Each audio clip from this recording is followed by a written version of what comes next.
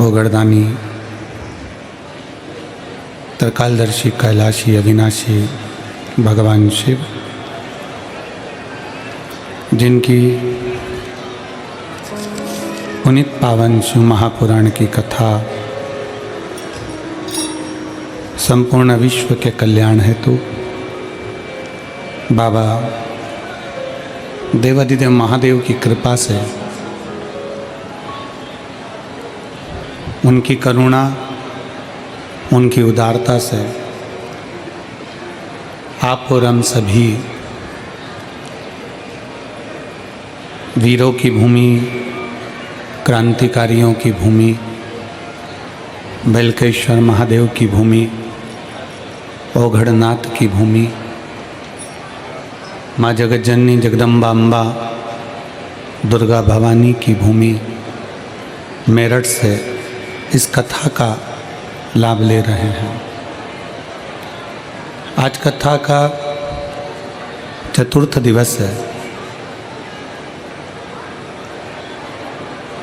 कथा मंडप में विराजमान सभी संत, साधु, गुरुजन, तपस्वी जन, साधक, उपासक, ब्राह्मण जन एवं कथा के मुख्य आयोजक श्री केदारेश्वर सेवा समिति मेरठ,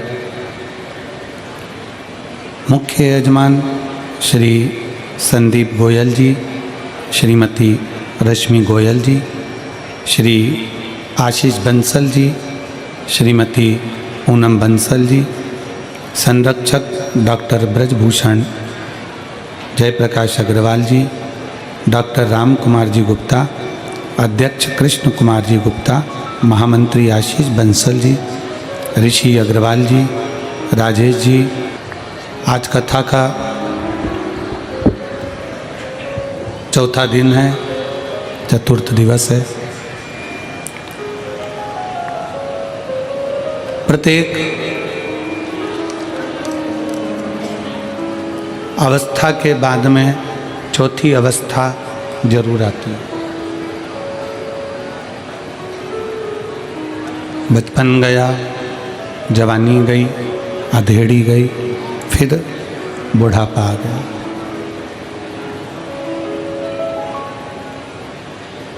ऐसा कोई संसार में जन्मा नहीं है जिसका बुढ़ापा मत बिगड़ना।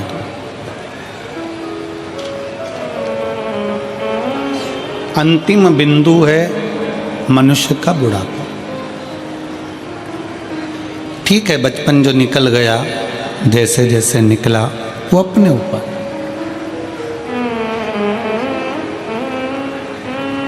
खेलते खेलते निकल गया, विद्या अध्ययन करते निकल गया, मित्र दोस्तों के साथ निकल गया, वो एक अलग विषय हो।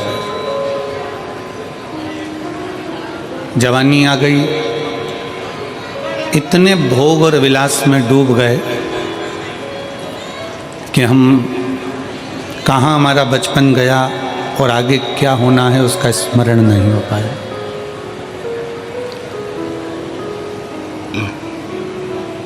फिर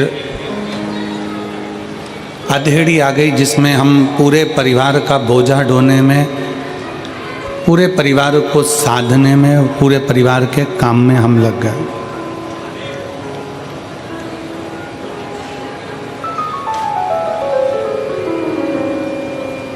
एक मनुष्य, मानव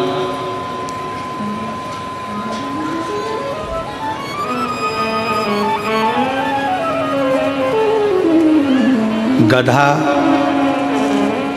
कुत्ता और उल्लू, इन चारों की जो उम्र थी वो बिल्कुल बराबर की थी, 40-40 साल। मनुष्य भी 40 वर्ष का, गधा भी 40 वर्ष का, कुत्ता भी 40 वर्ष का और उल्लू भी 40 वर्ष का। सब 40 साल के थे, सबकी उम्र 40 वर्ष की थी और सब 40-40 वर्ष में रह रहे थे।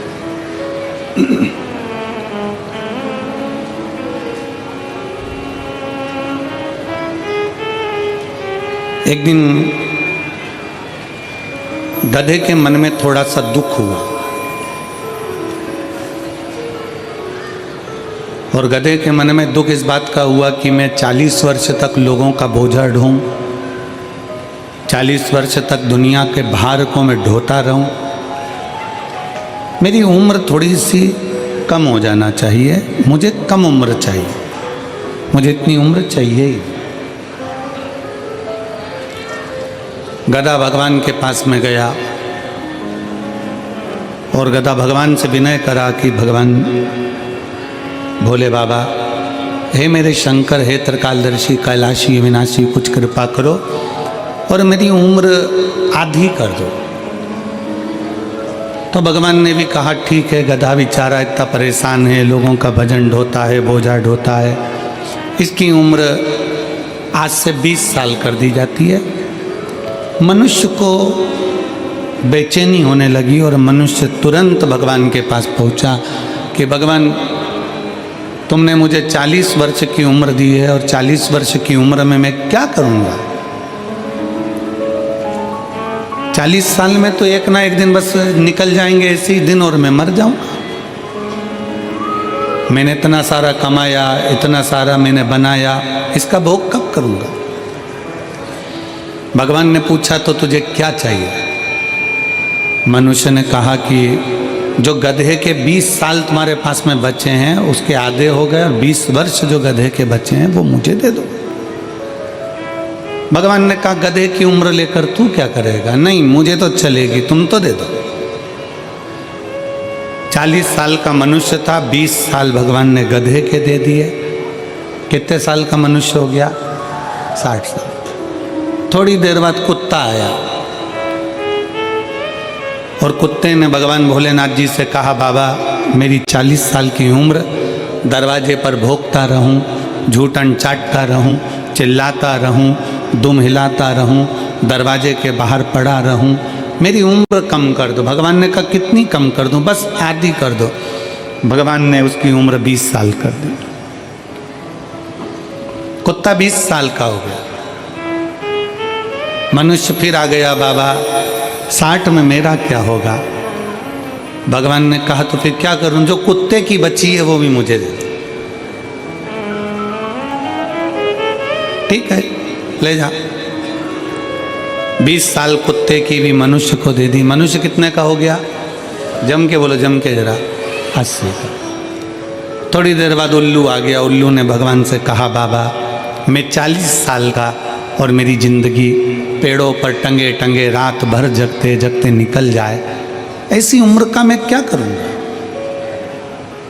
मुझे सोने को ही नहीं मिले, रात रात भर जगता रहूं, चौकीदारी करता रहूं, ऐसी उम्र का मैं क्या करूंगा? मेरी उम्र आधी कर दो। भगवान ने कहा ठीक है उल्लू, आज से तू 20 साल का। थोड़ी देर बाद मनुष्य फिर आ गया और उसने भगवान से कहा, हर हर महादेव। भगवान 80 में मेरा क्या होगा? भगवान ने कहा उल्लू की बची है तो क्या चलेगी, ले जा। ध्यान करता है 40 साल में वो जितना अच्छा दिखता है, 40 साल में जो वो उन्नति की सीढ़ी पर चढ़ता है, 40 साल में जो खाता है वो पच जाता है, 40 साल में कैसे भी वस्त्र धारण कर ले तो भी सुंदर नजर आता है। 40 साल की मनुष्य की जो उम्र है वो श्रेष्ठ उम्र। और 40 के बाद किसकी लगी है? जम के बोलो, गधे के। जैसे ही 40 से 60 की उम्र में आता है और गधे की उम्र जो चालू होती है तो बच्चे का विवाह करना है, बेटी की शादी करना है, मायरा बनने जाना है, कंधे पर बोझ बोझ बोझ बोझ बनता चले जाता है। मकान बनाना, दुकान बनाना, फैक्ट्री खोलना, बच्चों को लायक बनाना, ये बोझ उसके कंधे पर चालू हो जाता है। क्योंकि उम्र किसकी है? गधे। तो गधे जैसा उसको बोझा ढोना पड़ा। अब 60 तक तो उसने बोझा ढोया, 60 के बाद में फिर उम्र किसकी लग गई? कुत्ता की। 80 की उम्र में आया, 60 से 80 की उम्र में जैसे ही आता है और कुत्ते की जब उम्र लगती है तो अपना कमरा छोड़कर उसको हॉल में पलंग डालकर रहना पड़ता है। घर के लोग भी कह देते हैं ये कमरा मैं बच्चों को दूंगा, मम्मी तुम्हारे पोता पोती का कमरा है, ये वाला कमरा इनका है, वो कमरा उनका है, तुम हॉल में रह जाना। 80 की उम्र आती है तो बाहर दरवाजे के पास में खटिया डल जाती है, पलंग डल जाता है, कुर्सी डल जाती है। 80 की उम्र और वहीं बैठे बैठे पूरी चौकीदारी होती है। जैसे कुत्ता दरवाजे पर रहता है वैसे 80 की उम्र में अपने को रहना पड़ता है। 80 की और 80 की उम्र जैसी पूरी होती है फिर किसकी उम्र लग जाती है? उल्लू की। अब कई माताएं कहती हैं गुरुजी हमको नींद नहीं आती। हमने पूछा कितने साल के हो गए तो कहा 85 के। कोई भाई करे कि गुरुजी हमको नींद नहीं आती। हमने पूछा कितने के हो गए? 83 के। अब उनको कौन समझाए कि 80 से 100 के बीच की जो उम्र है वो उल्लू की उम्र है। तुम कितनी भी नींद की गोली खा लो, रात को 2 बजे से लेकर 5 बजे के बीच में तुम्हारी नींद खुलेगी जरूर, क्योंकि तुम्हें उल्लू की उम्र लगी है। उल्लू की उम्र लगी है तो वो खुलना ही है।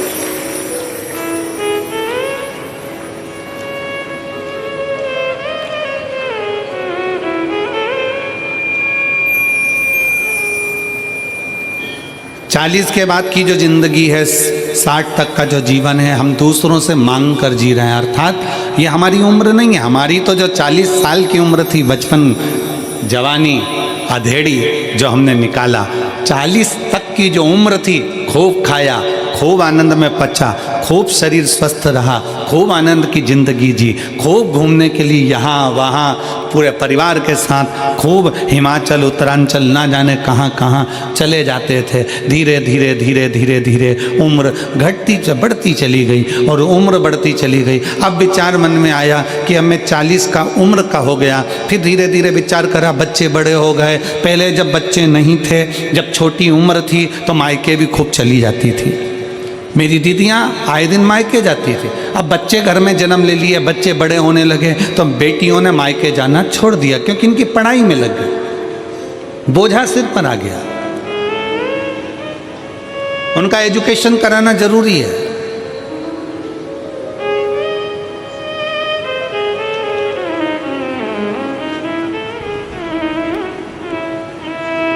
और धीरे धीरे धीरे धीरे धीरे हमारी 40 वर्ष की उम्र कहाँ चली जाती है और गधा की उम्र, कुत्ता की उम्र, उल्लू की उम्र 40 से 60, 60 से 80, 80 से 100, ये उम्र कब लगती चली जाती है हमको खुद मालूम नहीं पड़ता। मालूम कब पड़ता है? जब वजन आता है, मस्तक पर बोझ आता है, जब एकदम घर की छोटी छोटी बहुएं होने लगती है, बहुत अंदर से खचोटने लगता है।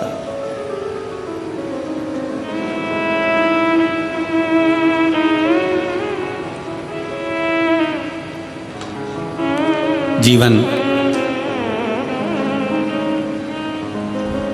शिव जी की कथा कहती है, भगवान शंकर की कथा कहती है,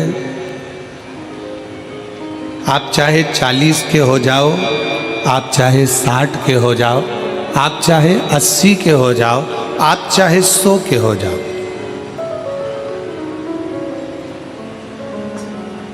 आप चाहे 40 के हो जाओ, चाहे 60 के हो जाए, चाहे आप 100 के हो जाओ, पर एक चीज याद रखना, अपने घर के अंदर, अपने बंगले के अंदर वस्तु बढ़ाओ चाहे ना बढ़ाओ, पर अपने बंगले और अपने घर के अंदर अपना व्यवहार जरूर बढ़ाना।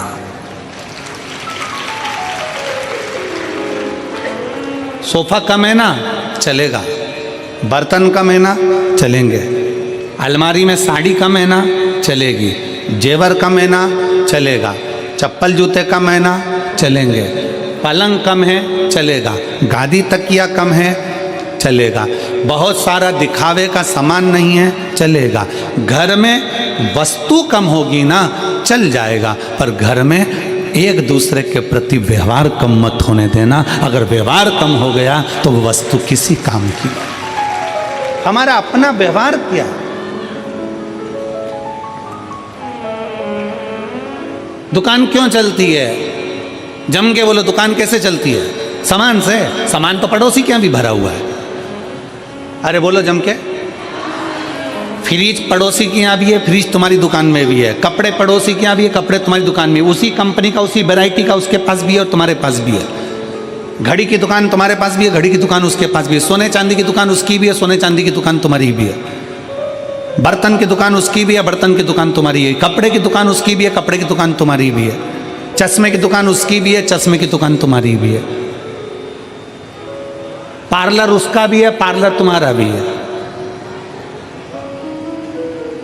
किस चीज से चल रहा है? वस्तु से। सामान तो उसके पास भी है। तुमसे किसी सुनार की दुकान में जाकर देखना, सराफे की दुकान में जाकर देखना कि किसी सराफे वाले ने 4 मंजिल का शोरूम बना लिया, माल भी खूब भर लिया, और किसी सराफे वाले की दुकान एक छोटी सी गली में छोटी सी है, उसके यहाँ लाइन लग रही है और उसके शोरूम में मक्खियां उड़ रही है। सोना उसके पास भी है, सोना इसके पास भी है, चांदी उसके पास भी है, चांदी इसके पास भी है, कपड़ा उसके पास भी है, कपड़ा इसके पास भी है। सामान सबके पास में है, परंतु शिव महापुराण की कथा कर रही है, चाहे तुम्हारा बचपन हो, चाहे तुम्हारी जवानी हो, चाहे तुम्हारी अधेड़ी हो, चाहे तुम्हारा बुढ़ापा हो, तुम्हारे घर में वस्तु बढ़े ना बढ़े, सामान बढ़े ना बढ़े, पर तुम्हारा व्यवहार बढ़ना चाहिए। ऐसा व्यवहार होना चाहिए कि दुनिया के लोग तुम्हारे पास में आए। दुनिया के लोग तुम्हारे पास में आए। अपने व्यवहार को बढ़ाइए। व्यवहार से क्या मतलब है? व्यवहार का मतलब क्या होता है? व्यवहार का मतलब है आपकी श्रेष्ठ वाणी, आपके मन का साफपन, आपकी निर्मलता, आपकी सत्यता और आपकी एकाग्रता।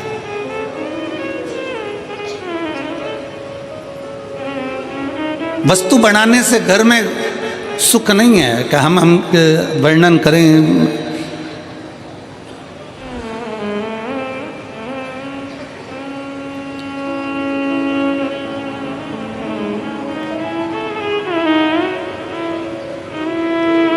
अभी हम इस कथा के पहले 3 दिन के लिए दुबई की कथा करने के लिए गए थे।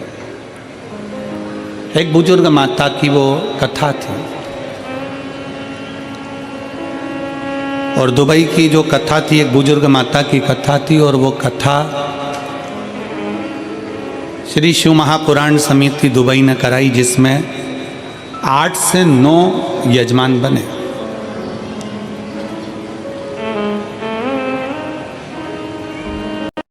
अब वो बुजुर्ग माता का इतना हो सकता है, इतना उसके पास में ना हो, पर दिल का भाव बड़ा था। उसने पूरे मोहल्ले की माताओं को एकत्रित करा, कई समितियों को एकत्रित करा, फिर एक अग्रवाल परिवार को रखा, फिर एक अन्य परिवार चंद्राकार आदि कैसे बहुत सारे परिवार लाने। मेरे साथ बुद्धि का देव गणेश भी आएगा। तो और सबसे कहा मेरे पास में इतना नहीं, ये थोड़ा सा है जो आप ले लो और मेरे को शिव पुराण की कथा करो। हम श्री संदीप गोयल जी को और श्री आशीष बंसल जी को और इस केदारेश्वर समिति को बहुत बहुत धन्यवाद इस चीज़ का देना चाहते हैं कि जितने पत्र गोयल जी, आशीष जी, जितने पत्र यहाँ आए हैं, हर पत्र में तुम दोनों का जिक्र लिखा है कि हम नहीं सुन पाते ये कथा कहीं जाकर, पर मेरठ को आपने दिया है, उसके लिए साधु, उसके लिए साधुवाद है। कई मेरी जीजियाँ ऐसी बैठी हैं, कई मेरे बेटाओं ने ऐसे बैठे हैं, कई बेटियाँ ऐसी बैठी हैं जो नहीं जा सकती थी। उनको भगवान से हापुड़ में जाकर उन्होंने पंडाल में बैठकर भगवान से प्रार्थना करी कि हमारे मेरठ में भी कथा हो जाए। और बाबा ने सुना, 3 महीने में पूरा करता है, 3 महीने के पहले मेरठ में कथा करवा दी। ये उसकी कृपा,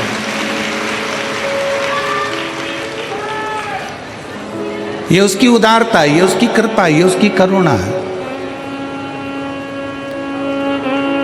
और गोयल जी, बंसल जी, आपको इस चीज़ के लिए साधुवाद देते हैं कि धन तो दुनिया के पास में ढेरों की मात्रा में होता है, पर उसका धन सतमार्ग में नहीं लग पाता।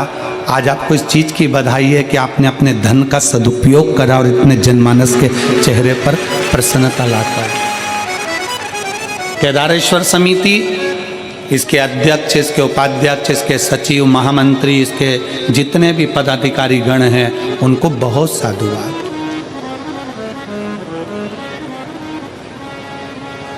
और सबसे ज़्यादा साधुवाद मैं गोयल जी और आशीष जी से भी ज़्यादा साधुवाद यहाँ के कलेक्टर महोदय को, यहाँ के SP, SSP, IG, commissioner, DM, SDM और यहाँ के पुलिस विभाग को, और यहाँ के चिकित्सा विभाग को, यहाँ के पीडब्ल्यूडी विभाग को, और यहाँ के IG, commissioner, collector, SP, SSP सबको बहुत बहुत साधुवाद देता हूँ कि इतनी अच्छी तरह से इस कथा को संभाला है। लाखों की भीड़ में इस कथा को जो आप लोगों ने संभाल कर रखा, उसकी साधुता, आपको बहुत बहुत साधुता। लाखों की भीड़, पंडालों में जगह नहीं है और लोग पंडालों के बाहर बैठे हुए हैं पंडाल पर। उस कथा को यहाँ का पुलिस प्रशासन, यहाँ का पूरा एक एक कांस्टेबल हो, पुलिस विभाग हो, यहाँ के collector, SP, SSP, IG, DIG, यहाँ के तहसीलदार आदि जितने भी हैं, सारा प्रशासन मुस्तैदी से संभालो, उसको संभालो। और एक बार आप सबसे निवेदन है, पूरे प्रशासन के लिए, उत्तर प्रदेश मेरठ सरकार के लिए जोरदार ताली बजाकर स्वागत, वंदन, अभिनंदन, जिन्होंने इस कथा को बहुत अच्छे तरीके से समझा, बहुत अच्छे तरह से। और तेरी कृपा बिना ना हिले एक भी अणु, लेते हैं श्वास तेरी कृपा से तनो तनो। बखान क्या करूं मैं राखों के ढेर का, चपटी भभूत में खजाना कुबेर का। हे गंगाधार मुक्ति द्वार ओंकार तू, भोले ओंकार तू। आयो शरण तिहारी शंभु तार तार तू। बखान क्या करूं मैं राखों के ढेर का, चपटी भभूत में खजाना कुबेर का। हे गंगाधार मुक्ति द्वार ओंकार तू, भोले ओंकार तू। आयो शरण तिहारी शंभु तार तार तू।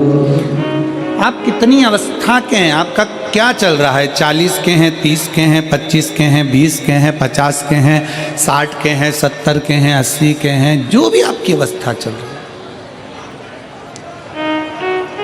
जो आपकी अवस्था चल रही है,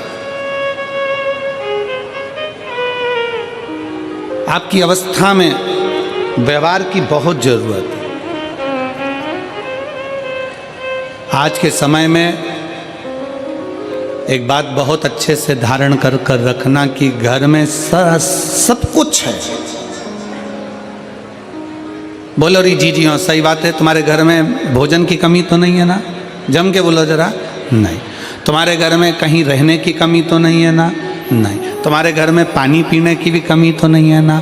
सारा सुख है तुम्हारे घर में, ओढ़ने का, बिछाने का, रहने का, एसी, कूलर, पंखा, सारा सुख अपने घर में है। अच्छे मकान में रह रहे हैं, बाबा की कृपा से अच्छा भोजन कर रहे हैं, सारा सुख है।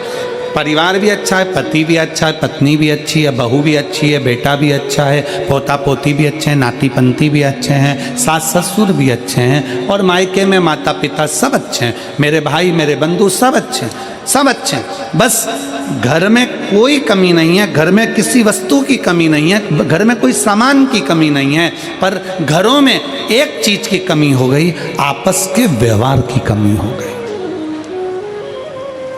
हमारा आपस का व्यवहार ठीक नहीं हो पाया।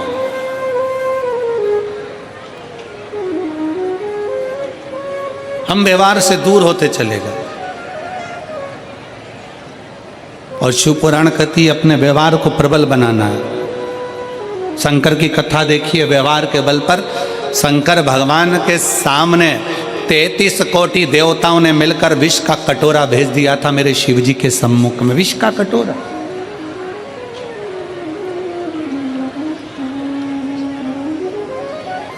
मेरे बाबा के सामने एक विष का कटोरा आ गया, शंकर जी के सम्मुख में विष का कटोरा।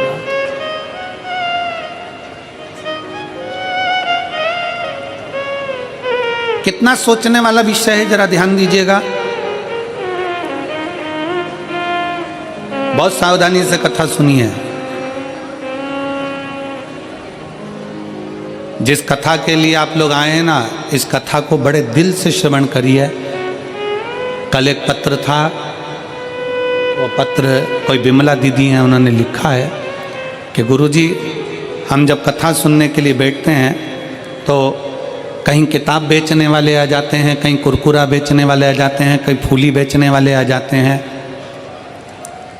गुरुजी हम हरिद्वार से रोज केवल कथा सुनने के लिए रुड़की, कहीं से रुड़की हरिद्वार के पास में है सर, रुड़की से हम कथा सुनने के लिए रोज आते हैं प्रतिदिन।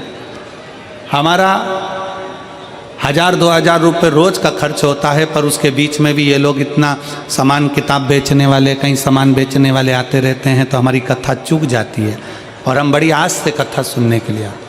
मेरा आप सबसे निवेदन है, जितने किताब बेचने वाले हों, जितने सामान बेचने वाले हों, आपसे भी निवेदन है, जितने लोग बैठे हुए कथा में, अगर कोई बेचने वाला आए, उसका हाथ पकड़कर उसको बाहर निकाल कर कहना भैया कथा सुनने थे, रोड पे जाके बेचो, पर कथा श्रवण करना। जितने दिल से सुन सकते हो, जितनी ये झोली तुम भर सकते हो, उतना बटोर लो इसको। जितना दिल लगा सकते हो बाबा से, उतना दिल लगा लो तुम, जितना लगा सकते। कहीं किस्मत होगी आपकी और हमारी, कहीं सौभाग्य होगा आपका और हमारा, जो आप और हम इस कथा को श्रवण करने के लिए बैठे हैं। और ना जाने कितने तो टीवी के सामने बैठे बैठे भगवान से प्रार्थना कर रहे हैं, हमको भी पंडाल में बुला लेता, हम भी कथा श्रवण कर लेते, हमें भी यहाँ आमंत्रित कर लेता, हम भी पहुँच जाए। कितने तरस रहे।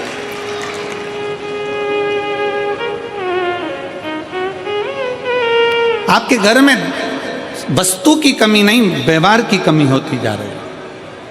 और अपना व्यवहार हमें श्रेष्ठ बनाना। शंकर जी की कथा कहती है, शिव जी के सामने 33 कोटि देवताओं ने मिलकर, जब विष शंकर जी के पास में आया तो पास में नंदी बैठे हुए थे।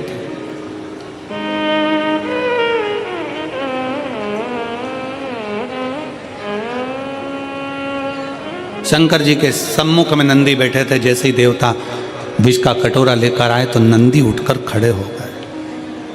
नंदी उठे, खड़े हुए, और नंदी ने पूछा ये क्या है, इसमें, इस पात्र में क्या है, इस पात्र में है क्या। आप सबको मालूम होगा, आप सबके स्मरण में होगा कि शंकर भगवान को जब धतूरा चढ़ाया जाता है, धतूरा देखा है आप लोगों ने, जम के बोलो जरा, देखा है, तो कांटे कांटे होते हैं। शंकर भगवान को जब भी धतूरा चढ़ाया जाता है, शिव जी को जब भी धतूरा दिया जाता है, तो धतूरा चढ़ाते समय नंदीकेश्वर शिव का नाम लिया जाता है। बेलपत्री आप चढ़ा रहे हैं, आप जो भी जप करें, स्मरण करें, वो आपके ऊपर है। आप चावल चढ़ा रहे हैं, वो आपके ऊपर निर्भर है। फूल चढ़ा रहे हैं, वो आपके ऊपर निर्भर है। पर जब हम भगवान शंकर का अभिषेक कर रहे हैं, पूजन कर रहे हैं, शिव मंदिर में जा रहे हैं, आपको कहीं से एक धतूरा मिल गया, कोई कामना है आपकी, धतूरा भी कई बार कामनाओं से चढ़ाया जाता है। तो धतूरा जब हम चढ़ा रहे हैं, शंकर को समर्पित कर रहे हैं, तो नंदीकेश्वर भगवान का नाम लेकर, नंदीकेश्वर शिव का नाम लेकर चढ़ाए, मतलब नंदी की आज्ञा लेकर कि हम ये धतूरा शंकर भगवान को दे रहे हैं। और हमारा विश्वास कहता है कि नंदी हमारी जो दुख है, हमारी जो समस्या है, हमारी जो तकलीफ है, जब मैं धतूरा बाबा को चढ़ाऊंगी, नंदी तेरे से आज्ञा लेकर चढ़ा रही हूँ, जिससे ये धतूरा मैं जब शंकर को चढ़ाऊंगी तो नंदी मेरे दुख को मिटाने के लिए तो भोले बाबा को अपनी पीठ पर बिठाकर मेरे दरवाजे तक लेकर आएगा, इसलिए तेरी साक्षी में चढ़ा रही हूं। ये धतूरा मैं तेरी साक्षी में चढ़ा रही हूं, ये धतूरा मैं तेरी साक्षी में दे रही हूं।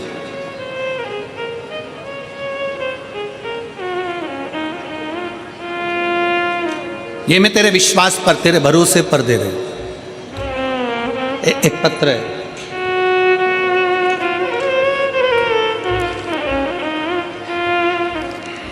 मैं रीतु त्रिवेदी,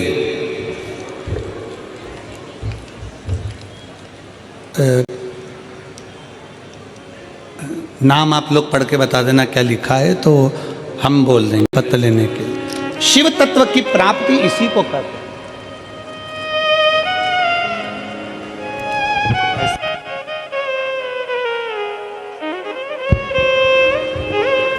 शिव तत्व की प्राप्ति इसी को कहते हैं।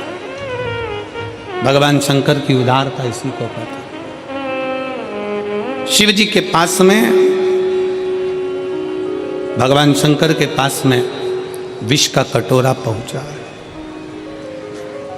विष का कटोरा।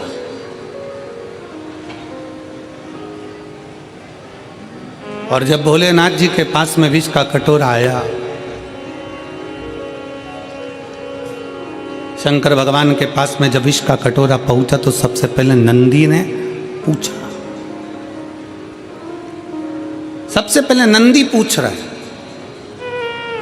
नंदी ने विचार किया, क्या है इसमें? कहा, देवताओं ने कहा इसमें विष भरा हुआ है, विष भरा, विष।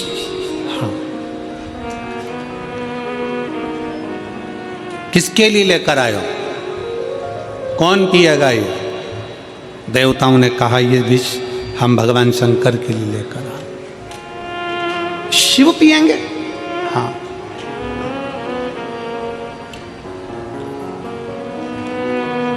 नंदी की आंख में से आंसू बहने लगे। जैसे ही आंख में से आंसू बहे वहीं पर भृंगी खड़ा था और भृंगी ने पूछा कि ये आज नंदी तुम रो रहे हो, तुम्हारी आंख में आंसू भरे हुए? नंदी किस लिए? नंदी कहते हैं आज भोले बाबा के लिए दुनिया के लोग कोई बेलपत्र लाता है, कोई जल लाता है, कोई दूध लाता है, कोई सामग्री लाता है, पर आज मेरे भोले बाबा के लिए विष आया।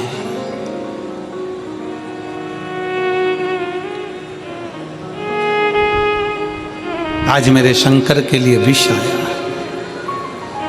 भृंगी ने मुस्कुराते हुए कहा, नंदी किस बात के लिए रोना? वो शिव है, देव अधिदेव महादेव है। अमृत पिए वो देव कहलाता है और जो विष पीता वो महादेव कहलाता है। घर का जो बड़ा होता है, घर का जो बुजुर्ग होता है, घर का जो बड़ा होता है, घर का जो बयो होता है, उसको बहुत जहर पीना पड़ता है, बहुत विष के घुट निगलना पड़ते हैं, बहुत पीना पड़ता है।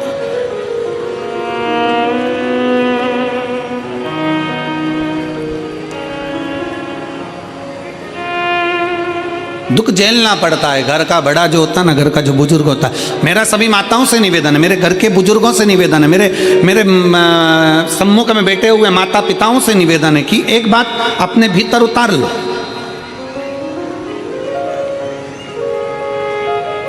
तुम्हारे सिग्नेचर तुम्हारे ऑफिस में नहीं चलते तो तुम अपने घर में क्यों चलाते हो? 60 के बाद अपने भीतर एक बात अंदर उतार के रखो कि 60 के बाद मुझे ऐसे रहना है जैसे अपने घर में एक बच्चा रहता है, सबसे व्यवहार बनाकर, सबसे प्रेम रखकर, किसी को टोकना नहीं है, किसी को अपशब्द कहना नहीं है, किसी को ताने देना नहीं है। अपनी चिड़चिड़ प्रवृत्ति, अपने भीतर का क्रोध, अपने भीतर का चिड़चिड़पन मुझे आज कथा के पंडाल में छोड़ देना है और घर जाऊंगी तो ऐसी जाऊंगी जैसे निर्मल हृदय से जाते हैं। अपने क्रोध को घर पर छोड़ दो, अपने क्रोध को पंडाल में छोड़ दो, अपने भीतर की जो चिड़चिड़ प्रवृत्ति है, जो अहंकार है, जो क्रोध है, जो जो हमारे भीतर का क्रोध समाया हुआ है वो फेंक दे।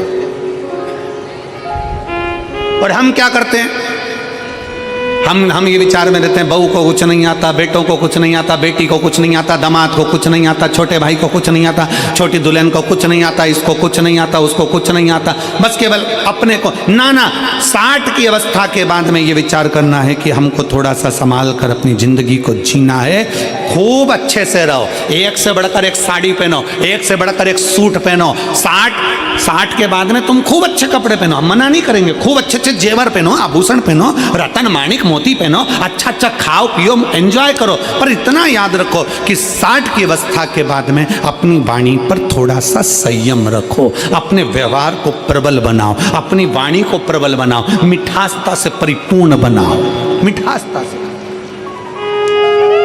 आज के जमाने में सबसे बड़ी बीमारी एक ही है, वो है शुगर की बीमारी। कौन सी बीमारी? जम के बोलो जरा। शुगर की बीमारी। पहले के समय में मेरी बुजुर्ग माताएं बैठी हैं यहाँ पर, जितनी बुजुर्ग माताएं हैं उनसे पूछना कि पहले के समय में शुगर होती थी क्या? जम के बोलो जरा। नहीं, पहले के समय में चाय इतनी मीठी पीते थे कि होठ चिपक जाते थे, और चाय पी के सो जाते थे तो चींटी चिपक जाती थी। बोलो सही है कि गलत है? और इतनी सी चाय पीते थे क्या? हाफ कप पीते थे क्या? नहीं।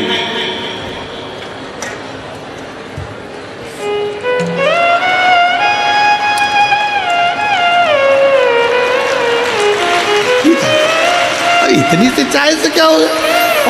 तुम सोचो जरा, विचार करो कि इतनी सी चाय पीते थे? नहीं, दूध पिए इतना गिलास भर के, लोटा भर कर, मक्खन खाए ढेर सारा, खूब मीठा मीठा लड्डू पेड़ा, भोजन करे तो मीठा होना जरूरी है, उठे तो मीठा होना जरूरी है, चाय ढेर सारी लोटा भर के पीना, सुबह दोपहर शाम 3 4, और कहीं पे भी चले जाए फिर चाय आन दो, फिर मीठा आन दो, तो ये तो अपने चलता रहता। तो शुगर की बीमारी थी क्या? नहीं। क्यों नहीं थी? क्योंकि पहले शुगर की बीमारी इसलिए नहीं थी कि लोग मीठा खाते थे तो मीठा बोलते थे। आज के ज़माने में लोग मीठा खा तो रहे हैं पर बोल नहीं पा रहे, तो वो शुगर जो है ना वो ब्लड में चली जा रही है, इसके कारण ब्लड में शुगर की बीमारी हो रही है। इसका लेवल बराबर करना है तो मीठा खाओ और मीठा बोलो। मीठा बोलोगे तो शुगर का लेवल बराबर चलता रहेगा, ना हाई ना कम न लो ना हाई। शुगर के लेवल को बराबर रखना है तो मीठा खाओ, मना नहीं है, पर जीवान से मीठा निकालते रहो, इतना मीठा निकालो। फिर वही वाली बात आ गई, प्रेम से बोल सब मिलबो, मैं नहीं सुनिया पहाड़ों माँ वैष्णव रानी वो जग कल्याणी। तो अब यही मिठास अपने परिवार में भी हमको देना है, बहुत मीठा बोलकर, इतना मीठा बोलकर, जब बोलो तुम्हारे मुख से ऐसा लगना चाहिए कि मिठास जो तुमने खाई है खीर, जो तुमने खाया तिल्ली का लड्डू, जो तुमने खाया है मैसूर पाक, जो तुमने खाया है काजू कतली, वो तुम्हारी जिह्वा से झलकना चाहिए कि मैंने इतना मीठा बोला। मिठास बोलो तो सही, एक बार प्रेम से बोलकर देखना, ए जी।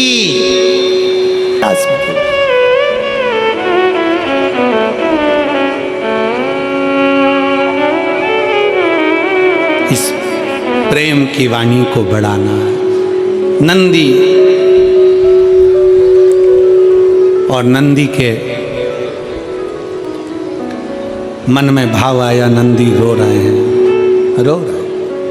भृंगी ने कहा क्यों रोना, घर का जो बड़ा है ना, घर का जो बुजुर्ग है ना, घर का जो बयो है ना, वो विष बहुत पीता है, बहुत पीता। आप बहुत बुढ़ापा आए ना तो बहुत अच्छी जिंदगी जियो, मना नहीं है, बस इतना जरूर याद रखो कि अपनी वाणी में, व्यवहारिकता में कमी मत आए। बहुत खुश होकर जियो। और मेरा बहुओं से निवेदन है, बेटियों से निवेदन है, आपकी भी व्यवहारिकता में और आपकी भी वाणी में कमी मत आने देना। क्यों? क्योंकि एक सीरियल पहले चला था, सास भी कभी बहू थी।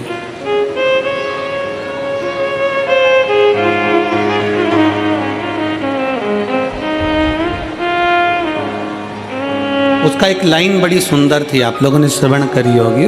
उस सीरियल की एक लाइन हमेशा गुनगुनाने में आती थी, आप लोगों ने स्मरण करा होगा। क्या तूने पाया है, क्या तूने खोया है, क्या तेरा लाभ है, क्या हानि, क्योंकि यहीं से बैकुंठ को जाना है। शिव शंकर एक ठिकाना है, कर ले भोले का भजन,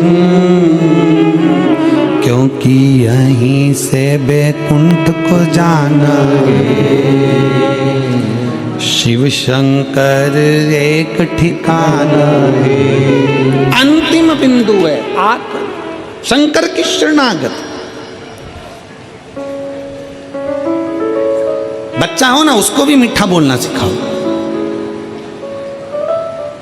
बड़ा हो तो वो भी मीठा बोलना सीखे, बुजुर्ग हो वो भी मीठा बोलना सीखे।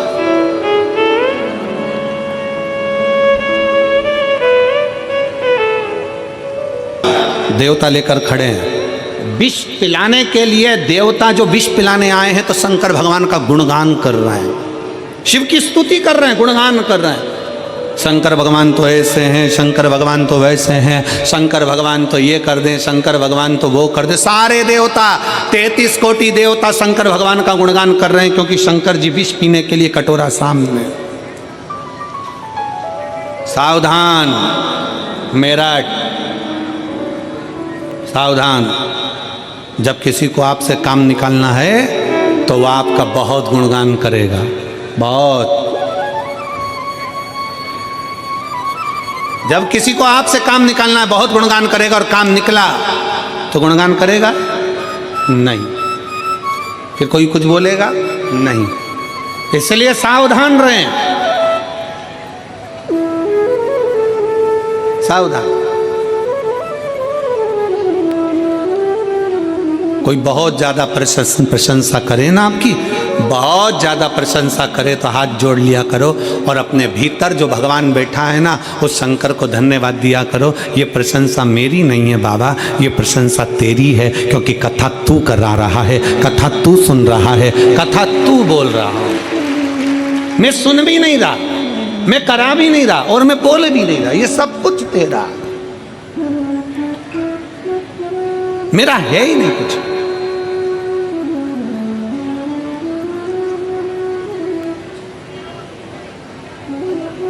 शिव जी की प्रशंसा हो रही थी, बहुत प्रशंसा, बहुत प्रशंसा। भगवान शंकर नेत्र बंद करके बैठे हुए थे, मां पार्वती मैया का आगमन हुआ। माता पार्वती जी का आगमन हुआ और देखा कि देवता बड़ा मीठा बोल रहे हैं, बड़ा मीठा।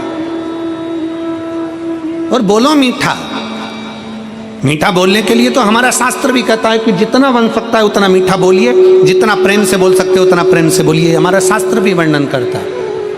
और मनुष्य का शरीर मिला ही काय के लिए है कि अच्छा खाओ और अच्छा, जम के बोलो जरा, अच्छा खाओ और अच्छा बोलो।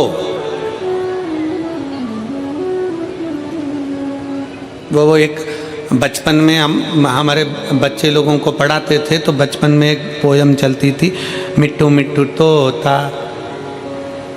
डाली ऊपर सोता, हरी मिर्ची खाता।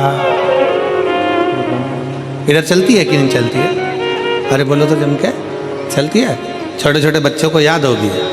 मिट्टू मिट्टू तोता डाली ऊपर सोता, हरी मिर्ची खाता, राम राम बोलता। कितना ज्ञान की पोयम है कि मिट्ठू तोता कड़वी मिर्ची खाकर, तोता इतनी तीखी मिर्ची खाकर भी भगवान का नाम ले लेता है, तोता इतनी कड़वी मिर्ची खाकर, इतनी तीखी मिर्ची खाकर भी मीठा बोल लेता है, और इंसान इतना मीठा खाने के बाद भी 24 घंटे मुंह से इतनी गाली बोल लेता है।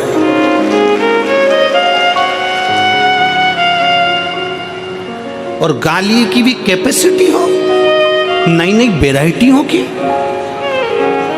नई नई डिजाइन की।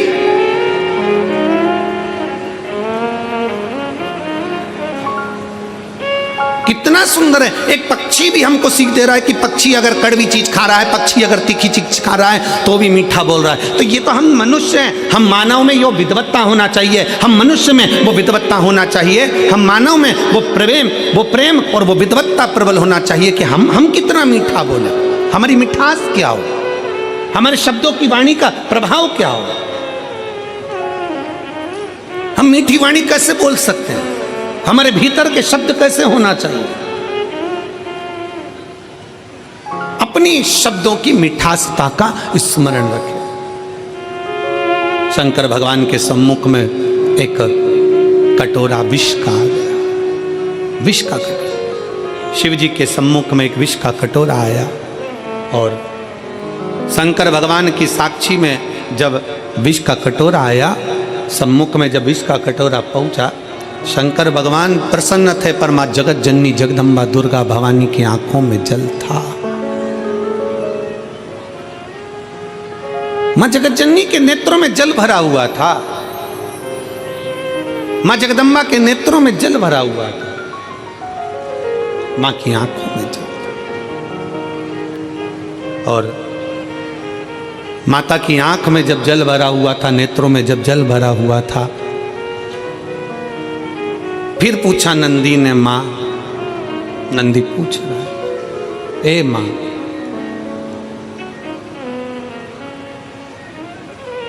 आप आंसुड़ा क्यों ढलका रही हो मां? आपके नेत्रों में जल क्यों है, किस लिए?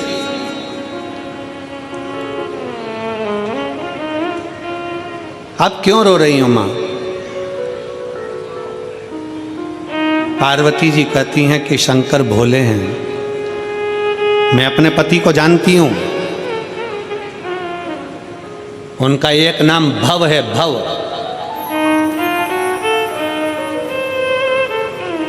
शिव जी का एक नाम भव है, और भव का मतलब है कि दुनिया में किसी को दुखी नहीं देख सकते वो। अगर आप तकलीफ में हो और शंकर को पुकार रहे हो, शंकर को एक लोटा जल चढ़ा रहे हो, तो शंकर भगवान को आना ही पड़ेगा, कोई उनको रोक नहीं सकता, शिव आते ही हैं। शंकर का चरित्र कहता है, शिव तत्व कहता है कि आपका विश्वास। शंकर भगवान के मंदिर में आप जा रहे हैं, शिव को एक लोटा जल चढ़ा रहे हैं, शंकर की स्तुति कर रहे हैं, श्री शिवाय नमस्तुभ्यम बोल रहे हैं, शंकर का पंचाक्षर मंत्र नमः शिवाय बोल रहे हैं, शंकर का षडाक्षर मंत्र ओम नमः शिवाय बोल रहे हैं, त्र्यंबक मंत्र का जाप कर रहे हैं, राम नाम, कृष्ण नाम, शिव नाम, भवानी नाम, जो तुम जप रहे हो उसमें तुम्हारा विश्वास मूल होना चाहिए।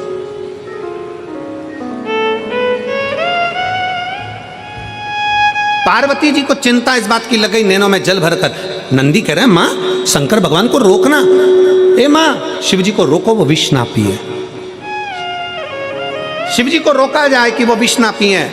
पार्वती जी कहती हैं, मैं जानती हूं मेरे प्रभु का नाम भव है, और भव साधारण नहीं, सबको सुखी देखने वाले, सबका दर्द खुद लेने वाले, सबका दुख स्वयं अपने ऊपर लेने वाले, सबकी तकलीफ, सबके रोग, सबकी बीमारी अपने ऊपर ले लेते हैं और उसको भव से तार देते हैं। ऐसे मेरे महादेव हैं। मैं जानती हूँ, मैं जानती हूँ, मैं पहचानती हूँ, मैं इसका स्मरण जानती हूँ कि वो साधारण नहीं हो सकते।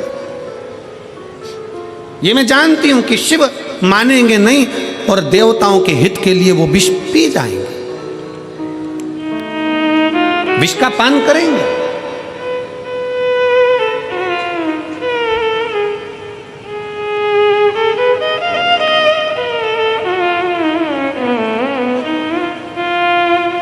मेरी जीजियों, मेरे जीजाओं, मेरी माताओं, मेरे भाई बेटियों, बेटाओं, आप लोग कथा में आए हो ना,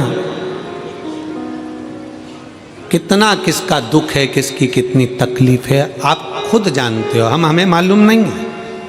हम कोई अंतर्यामी मंतर्यामी नहीं है, और ना तुम्हारा हम भूत जानते हैं, ना तुम्हारा हम वर्तमान जानते हैं, और ना हम तुम्हारा भविष्य जानते हैं। हमें हमारा ही नहीं मालूम तो हम तुम्हारा क्या खाक बताएं? हमें हमारा ही नहीं मालूम तो हम तुम्हारा क्या बताएंगे? ना हम तुम्हारा वर्तमान बताएंगे, ना हम तुम्हारा भविष्य बताएंगे, ना हम तुम्हारा भूत बताएंगे, क्योंकि ये तीन काल है, भूत वर्तमान और भविष्य, और तीन काल का अधिपति मेरा शंकर है, इसलिए उसको महाकाल कहते हैं। इस तीन काल का अधिपति मेरा शंकर है, इसलिए त्रिकालदर्शी, तीन काल का दर्शी, तीन काल को जानने वाला, उसको महाकाल कहते हैं। हम आपका ना भूत जानते हैं, ना वर्तमान जानते हैं, ना भविष्य जानते हैं, इसलिए आपसे हाथ जोड़कर निवेदन है, हमारे चक्कर में मत पड़ना, पर इतना याद रखना, उस महाकाल के चक्कर में पड़ जाना, तीनों काल क्लियर हो जाएंगे।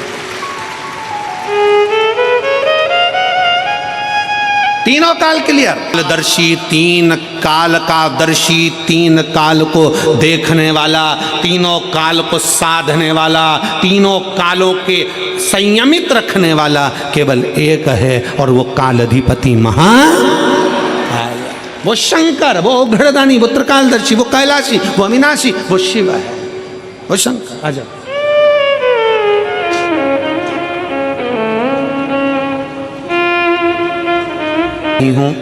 डॉक्टर ने भी गोलियां देना बंद कर दिया और कह दिया बिल्कुल आराम है, एक भी गोली की जरूरत नहीं है, कैंसर से मुक्त है। ये शिव तत्व है, ये शंकर। एक विश्वास, शंकर को भव कहा गया, शंकर को भव, शंकर को भव, इसीलिए आप लोगों को बारंबार स्मरण में लाते हैं कि शिव के सिवा कहीं दिल लगाना, शिव के सिवा कहीं दिल लगाना, वरना पड़ेगा तुझे आंसू बहाना, वरना पड़ेगा तुझे आंसू बहाना। आप शंकर की भक्ति में अगर डूबे हो, शिव का एक नाम है भव। भव का मतलब है सबको सम देखना, सबको श्रेष्ठ देखना, सबको सुखी देखना, सबका कल्याण करना, सबको उत्तमता में देखना। किसी का रोग है अपनी ओर खींच लेना, किसी की तकलीफ है अपनी ओर खींच लेना, किसी को कष्ट है अपनी ओर खींच लेना। शिव महापुराण की कथा कहती है, जब हम भगवान शंकर के मंदिर में एक लोटा जल चढ़ाने के लिए आतुर होते हैं, शंकर के मंदिर में एक लोटा जल लेकर जब अपने घर से निकलकर शंकर के मंदिर तक पहुंचते हैं, हमारे भीतर के ना जाने कितने कितने पाप, कितने कितने कष्ट, कितने कितने रोग, कितनी कितनी बीमारियां अपने आप मिट जाती हैं।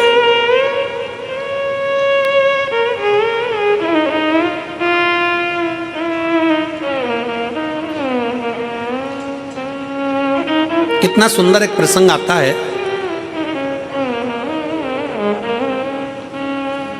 घर का माहौल ठीक करने में सबसे बड़ी जवाबदारी होती है घर के पितरों की। किनकी? जम के बोलो जरा। पितरों की। पितर कौन? जो प्राण छोड़कर चले गए, जो गए। घर के माहौल को ठीक करने में सबसे बड़ी जवाबदारी होती है पितरों की। सबसे बड़ी जवाबदारी है पितरों। पितर जब 16 दिन श्राद्ध में पृथ्वी पर आते हैं, उनको आर्य माँ स्वामी, पितरों के देव आर्य माँ स्वामी जब पितरों को कौए पर बिठा कर लेकर आते हैं और उनको इस भूमंडल पर पितृलोक में से लाकर इस पृथ्वी पर छोड़ते हैं, आपके और हमारे सबके घर के पितर अपने अपने घर में दरवाजे पर खड़े होकर भाग ग्रहण करते हैं। आप भोजन बनाते हो, ब्राह्मण को भोजन देते हो, गाय को देते हो, कुत्ता का भोजन देते हो, कौवे का भोजन देते हो, भूखे को भोजन देते हो, अन्न पानी देते हो, वो पितर लेते हैं। कितने दिन लेते हैं? जम के बोलो जरा। 16 दिन। 16 दिन पितरों ने तुमसे अन्न भाग लिया, पानी लिया, भोजन लिया, धूप लिया, ध्यान लिया।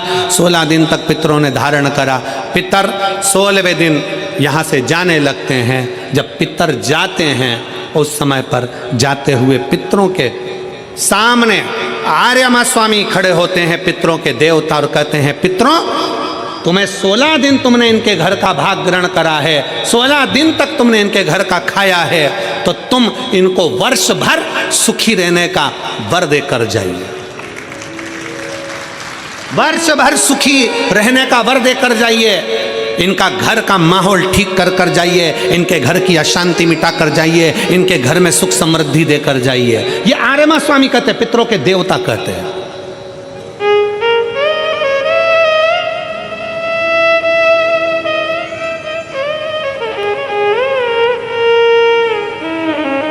तब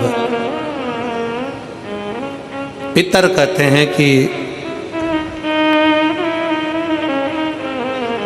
हम इनको वर्ष भर का इतना सारा फल नहीं दे पाएंगे, पर एक बात जरूर है, एक बात जरूर है। पितर कहते हैं अगर शंकर साक्षी दे तो हम इनको वर्ष भर का फल देकर जाएंगे। शिव साक्षी दे, शंकर साक्षी दे।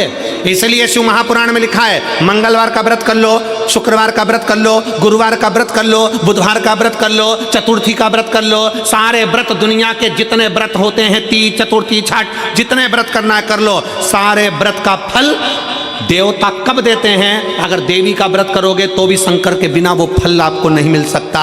बृहस्पतिवार का व्रत करोगे तो भी शिव के बिना नहीं मिल सकता। शुक्रवार का व्रत करोगे तो भी शंकर के बिना नहीं मिल सकता। सारे व्रत का फल कब मिलता है? किसी भी देवता का व्रत करो पर फल कब मिलेगा? जब शंकर भगवान की आज्ञा होगी, क्योंकि मृत्यु लोक का देव अधिदेव महादेव है। ब्रह्मा जी ब्रह्मलोक में, भगवान विष्णु वैकुंठ लोक में, इंद्र इंद्रलोक में, गरुण गरुण लोक में, वरुण वरुण लोक में, मृत्यु लोक का देव है देव अधिदेव महादेव। अगर किसी देवता का भी व्रत करोगे, फल पहले शंकर जी से पूछा जाएगा, तब दिया जाएगा। शिव की आज्ञा बिना कोई फल भी नहीं मिलता। पितरों ने कहा अगर शंकर हाजिरी दे, शंकर अगर कहें तो हम दे दें। आर्यमा स्वामी पितरों को लेकर शिव जी के पास पहुंच गए। पूरा पितरलोक खाली पड़ा हुआ था, पूरा पितरलोक खाली। बाबा के धाम कैलाश में पितर खड़े हुए हाथ जोड़कर विनय कर रहे हैं। शिव जी ने पूछा आर्यमा स्वामी से, आर्यमा आज सारे के सारे पितरों को लेकर तुम यहां आए हो, क्या बात है, क्यों आए हो?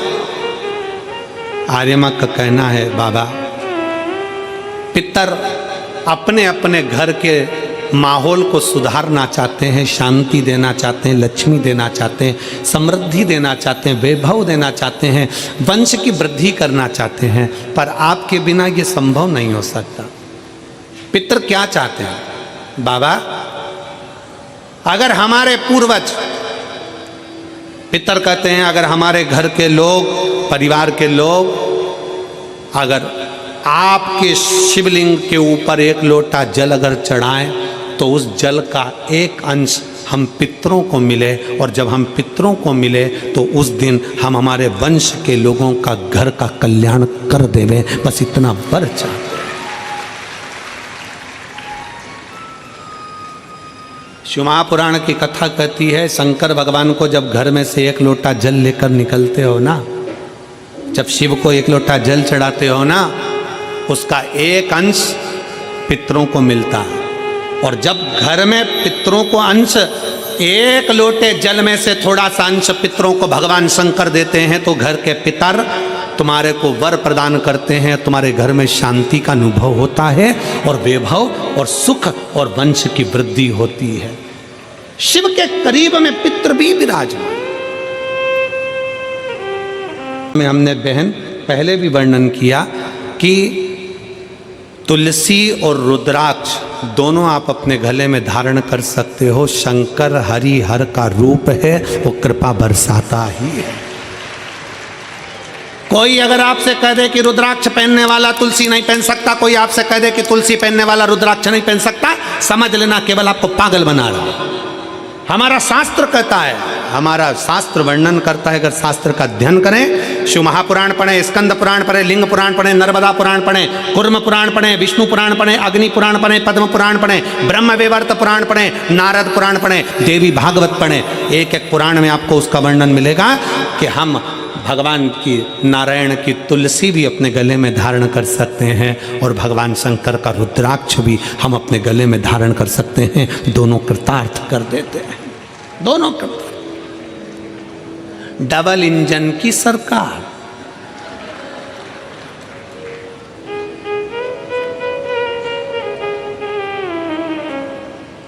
डबल इंजन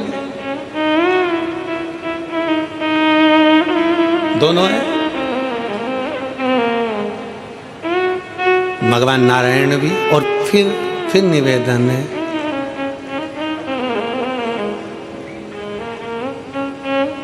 राम भी हमारे हैं, श्याम भी हमारे हैं और काशी में रहने वाले भोलेनाथ भी हमारे हैं।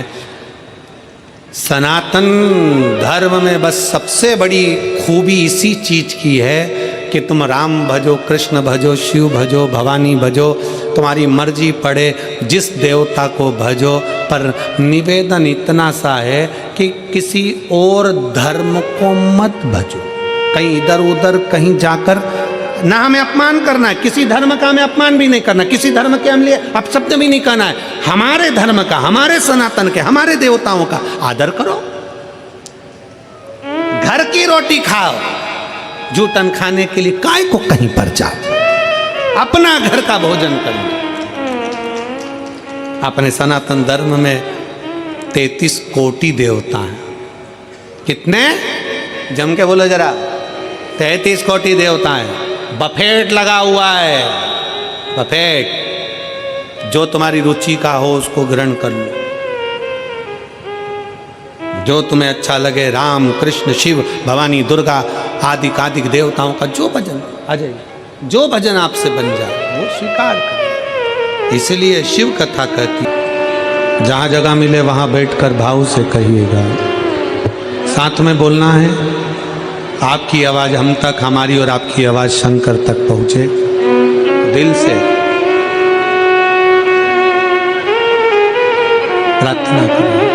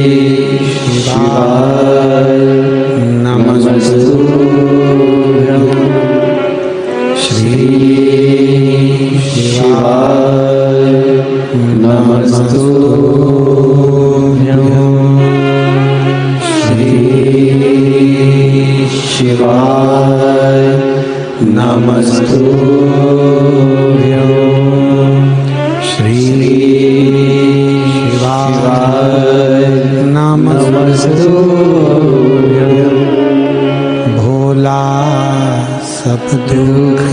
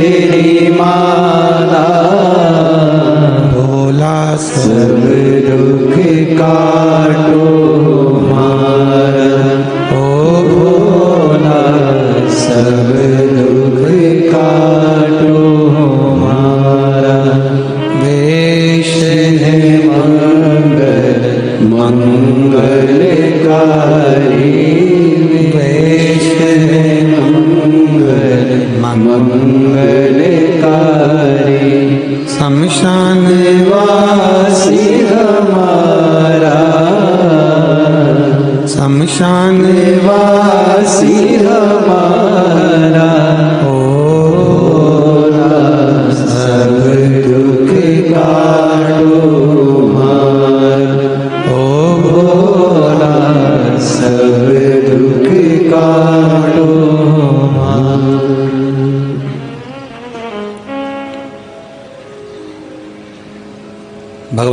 देवाधिदेव महादेव से अपने मन का भाव व्यक्त करिए। शिव कथा कहती है, शिव जी के सम्मुख में आया हुआ हलाहल विष जहर पार्वती मैया जानती हैं कि शंकर बिना पिए रहेंगे नहीं। क्यों? क्योंकि शिव भव है।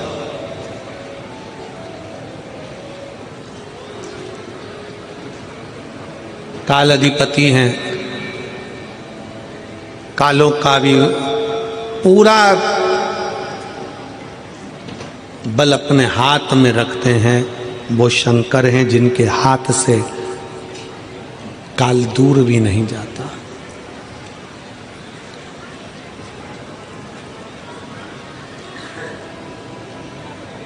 शिव ओघड़ी है, ओघड़दानी है। ओघड़दानी का मतलब मालूम है ना आप लोगों को? ओघड़नाथ का मतलब मालूम है? ओघड़दानी का, ओघड़नाथ का क्या मतलब होता है? व्यक्ति को ऊर्जा प्रदान करना, उसके दुख को हर लेना और उसको कहने की जरूरत ना पड़े, बोलने की जरूरत ना पड़े। जिस भाव से वो मेरे पास आया है, कुछ ना मांगे तो भी जो दिल में सोच कर आया है वो उसको प्रदान कर देना। वो ओघड़नाथ है। बोलो ओघड़नाथ भगवान की हर हर महादेव।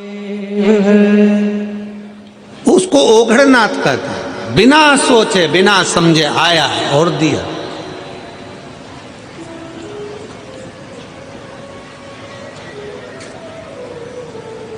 जो मांगा वो उसे प्रदान कर दिया। होता है एक बच्चा अपने पापा से बोला, पापा पापा ओ पापा। पापा जी बोले, क्या बोले? मुझे डीजे दिला दो। पापा बोले, डीजे का साइकिल दिला दो, बजाऊंगा। पापा बोले, तुझे डीजे दिला दी और तू पूरे दुनिया के लोगों को परेशान करके रख देगा, पूरे मोहल्ले को परेशान कर देगा। बेटा बोला, नहीं पापा, मैं रात को बजाऊंगा। जब सब सो जाएंगे तब डीजे बजाऊंगा। वो ओघड़नाथ है। मेरा शंभू, मेरा त्रिकालदर्शी, मेरा शिव है। कभी तुमने सुना धर्मपति? सुना किसी ने? नहीं। पत्नी को कहते हैं धर्म पत्नी। धर्म पत्नी का मतलब क्या है? जो पति को धर्म के पथ के ऊपर लेकर जाए, सतमार्ग में लेकर जाए, कथा में लेकर जाए, सत्संग में लेकर जाए, वो धर्म पत्नी है। अब पत्नी को धर्म पत्नी कह सकते हो क्या? साले को धर्मशाला कहोगे? ये समझने वाला विषय। भाई वो साला है तो उसको धर्म लगाकर बोलोगे धर्मशाला? नहीं बोल सकते, कह नहीं सकते। पर केवल एक पत्नी ऐसी है जिसको धर्म पत्नी कहा जाता है, क्योंकि वो खुद के लिए नहीं जीती। एक माँ, एक स्त्री, एक बहन, एक बेटी, एक नारी, एक बहू, एक सास, जितनी बैठी हैं यहाँ पर मेरी जीजियाँ, जो स्त्रियाँ यहाँ पर बैठी हैं, जो नारियाँ यहाँ बैठी हैं, जो माताएं कथा श्रवण कर रही हैं, इन सब का जीवन देखिए। ये अपने लिए नहीं जीती। अगर व्रत भी करती है तो पति की लंबी उम्र के लिए, बच्चों की उन्नति के लिए करती है।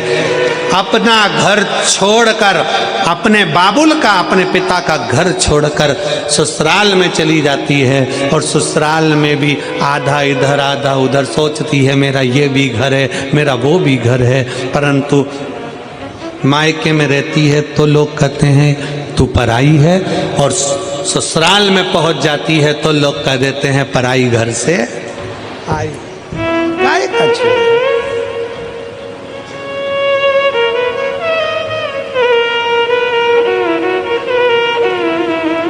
खुद के लिए नहीं जीती, स्वयं के लिए नहीं जीती। वो पूरा जीवन उसने अपने परिवार को दिया है, पूरे परिवार, पूरा जीवन दिया। और परिवार वालों से क्या चाहिए एक स्त्री को, एक नारी को।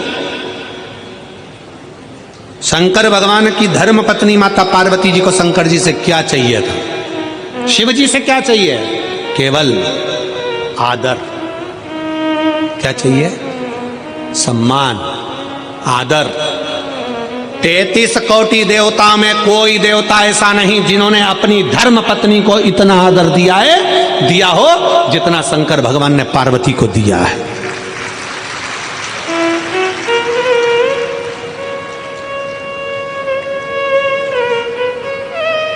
कौन से देवता जिनकी पत्नी चली गई और वो रोए हों?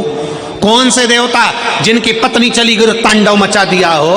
कौन से देवता जिनकी पत्नी चली गई और कंधे पर डालकर अपनी पत्नी के शव को भी तांडव मचा कर रख दिया हो? कितना प्रेम करते थे शंकर सती से कि कंधे पर शव डालकर उसका तांडव मचा कर रख दिया और अपनी पत्नी को ऐसे समाप्त नहीं होने दिया। शक्ति पीठ के रूप में आज भी भारत में विद्यमान कर रख दिया। क्या चाहिए स्त्री को? स्त्री तुम्हारे लिए जीती है, काम तुम्हारे लिए करती है, पूरा घर तुम्हारे लिए संभालती है, बच्चों को बड़ा तुम्हारे लिए करती है, परिवार को संजो कर चलती है। एक नारी को चाहिए क्या? केवल एक पुरुष के द्वारा, चाहे पति हो, पिता हो, जेठ हो, देवर हो, बेटा हो, चाहे घर का नाती पंती हो, चाहे जमाई हो, चाहे दामाद हो, एक स्त्री को केवल सम्मान चाहिए, आदर चाहिए, आदर की वाणी चाहिए, सम्मान के शब्द चाहिए, उसे और कुछ नहीं चाहिए। सम्मान। 33 कोटि देवता में देवताओं ने भले अपने पास में अपनी देवियों को बिठाया होगा, अपने पास बिठाया होगा। आप देखिए माता लक्ष्मी भगवान नारायण के पास में है, उनके चरणों में है। ब्रह्माणी जी के पास में है, राम जी के पास में सीता है, कृष्ण कन्हैया के पास में राधा जी हैं, सब देवता के पास में सारी देवियां हैं, उनके नजदीक में है। केवल एक शंकर भगवान है जो अपनी पत्नी को अपने पास में नहीं अपने से ऊंचे बिठाते हैं। इसलिए शंकर के मंदिर में पार्वती का स्थान ऊंचा होता है। शिव जी से ऊंचा पार्वती का स्थान है। उज्जैन चले जाओ, महाकाल बाबा जमीन पर विराजमान है और पार्वती मैया ऊंचे स्थान पर। सोमनाथ चले जाओ, माता पार्वती ऊंचे स्थान पर बैठी हैं। आप ओमकारेश्वर चले जाओ, माता पार्वती ऊंचे स्थान पर बैठी हैं। शंकर भगवान के मंदिर में पार्वती मैया का स्थान ऊंचा है क्योंकि शंकर भगवान अपनी पार्वती को ऊंचे स्थान पर रखते हैं, आदर देते हैं, सम्मान देते हैं। और जिस घर में नारी का सम्मान होता है उस घर में कभी बरकत की कमी नहीं होती। इसलिए पार्वती मैया को शंकर भगवान ने सम्मान दिया तो उनके घर में रिद्धि भी आई, उनके घर में सिद्धि भी आई और उनके घर में बुद्धि भी आई। अगर जहां नारी का सम्मान होता है वहां रिद्धि सिद्धि बुद्धि तीनों आती है। आज के जमाने में अगर कोई नारी से पूछा जाए क्या चाहिए, केवल सम्मान। अच्छे से तो बोलो जी, प्रेम से तो बोलो। शादी में जा रहे हैं, गाड़ी लेकर भुड़ करते जा रहे हैं, चले जा रहे हैं, खाना खा के बस निकले ही थे और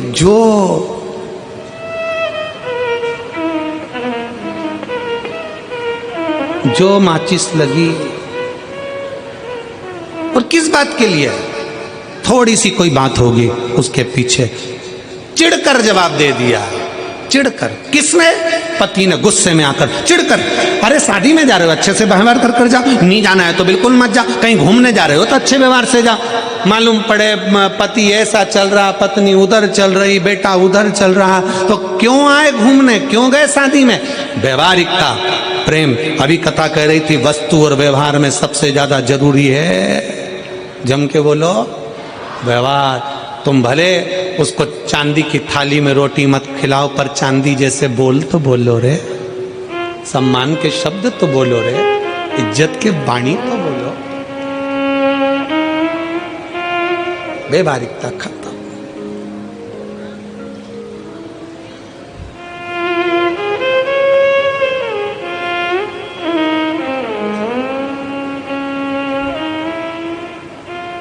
कलम से कोई पूछ रहा था गुरुजी, वो शादी में ठंड का मौसम चल रहा है, दिल्ली में इतनी ठंड पड़ रही है, उत्तराखंड में भयंकर ठंड है, उत्तर प्रदेश में ठंड है, मध्य प्रदेश में ठंड है। शादी में लोग जा रहे हैं, पुरुष लोग तो कोट पहन लेते हैं, टाई पहन लेते हैं, नीचे जूता मोजा पहन लेते हैं। माताएं एकदम ऐसे वस्त्र पहनती, इनको ठंड नहीं लगती, इनको ठंड नहीं लगती। हमने कहा नहीं, लगती तो है, पर शादी में एक दूसरे को देख के इतनी अंदर से जल जाती है ना कि आग अंदर के अंदर भरी जाती है। ठंड समार भीतर की अग्नि अंदर, इनको ठंड नहीं लगती। लगे शिव पुराण कह रही है, अरे भाई क्यों जलना, क्यों ईर्षा रखना, क्या किसको रोइए, चादर तान के सोइए। आग लगे बस्ती में, अपन रहो मस्ती में। जो जितना आप शब्द बोले उतनी खजूर वाली चोटी बनाओ डिजाइन की, और जोरदार बना बनू के। कोई तुमसे कहे पानी डालने जाती है, शंकर जी को जल चढ़ाने जाती है, ऐसा करती है वैसा करती है, जितना जितना बोले उतना उतना उसके सामने पानी का लोटा हाथ में लेके बड़ी डिजाइन में जा, बड़े प्रेम से। आग लगे बस्ती में, अपन रहो मस्ती में। क्या किसको रोइए, चादर तान के सोइए। अरे कई माताएं कहती, कई बेटियां कहती, अरे गुरुजी उसने ऐसा कह दिया, कई बहुएं कहती उन्होंने ऐसा कह दिया, उसने ऐसा बोल दिया, कई लड़के कहते उसने ऐसा कह दिया, उसने वैसा कह दिया। अरे दूसरे कहते रहेंगे तो क्या अपन अपन जीना छोड़ देंगे? लोग अच्छा बोले बुरा बोले। क्रिकेट देखा है? बोलो तो जम के। क्रिकेट देखा है? फुटबॉल देखिए, हॉकी देखिए, कबड्डी देखिए, खो खो देखिए। मैदान में क्रिकेट हो रहा है, मैदान में फुटबॉल खेली जा रही है, मैदान में हॉकी खेली जा रही है, पूरा ग्राउंड खचाखच भरा है, सब चिल्ला रहे हैं, और क्रिकेट वाला अपना बैट अपना बॉल चला रहा है। उसको मालूम है ये चिल्लाते रहेंगे और मुझे अपना कर्म करना है, इसलिए मुझे आगे बढ़ना है। दुनिया चिल्लाती रहेगी, अपशब्द कहती रहेगी, ताने देते रहेंगे, गालियां देते रहेंगे, लोग चिढ़ते रहेंगे, आपस में बीच बीच में कुड़ते रहेंगे, पर अपने को अपना छक्का और चौका लगाते रहना है और आगे बढ़ते रहना। अपन बढ़ो ना। उसने कुछ कह दिया, मुंह फुला के बैठ गया। उसने कुछ बोल दिया। पति आया दुकान से,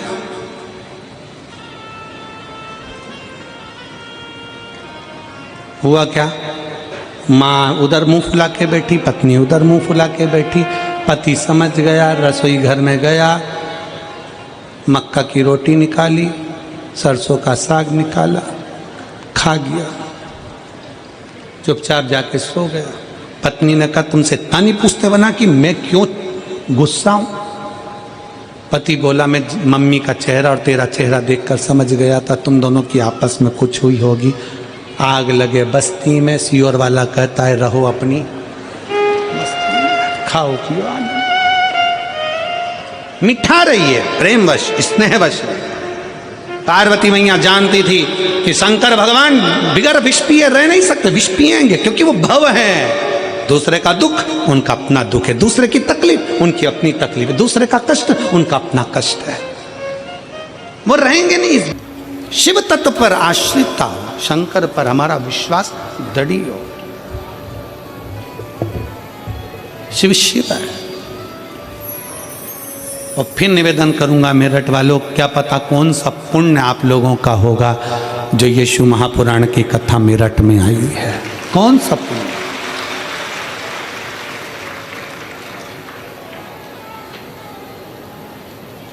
दिसंबर 2024 के विराम की कथा रायपुर छत्तीसगढ़ में 24 दिसंबर से 30 दिसंबर तक होगी। ना जाने कौन सा पुण्य छत्तीसगढ़ वालों का होगा जो दिसंबर एंड में भी शिव कथा है। और जनवरी 2025 में पहली कथा छत्तीसगढ़ हाले को सछुरिया में है। विराम भी 24 का और 25 का प्रारंभ दोनों ही छत्तीसगढ़ में। कुछ पुण्य होगा आपका। पार्वती मैया जान गई भगवान शंकर ये विष पिएंगे, शिवजी विष लेंगे। समझाऊं तो कैसे समझाऊं, क्या करूं?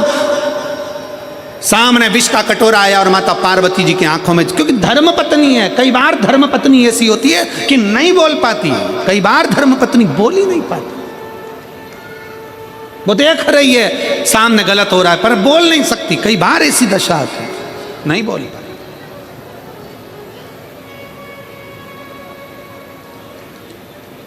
किससे कहे, क्या कहे, किससे बोले? जिसने पत्र लिखा है, अगर वो बहन आई हो तो बेलपत्र लेने आ सकती हैं। नाम माधुरी चौहान, ग्राम बरखेड़ा, जिला फरुखाबाद, उत्तर प्रदेश की हैं। मेरा मोबाइल नंबर ये, आ सकती हैं बेलपत्र। शिव तत्व की प्राप्ति हो, शंकर। और फिर निवेदन करेंगे, कई लोग हमसे कहते हैं गुरुजी हम व्यासपीठ के पास में आते हैं एक बेलपत्र लेने के लिए।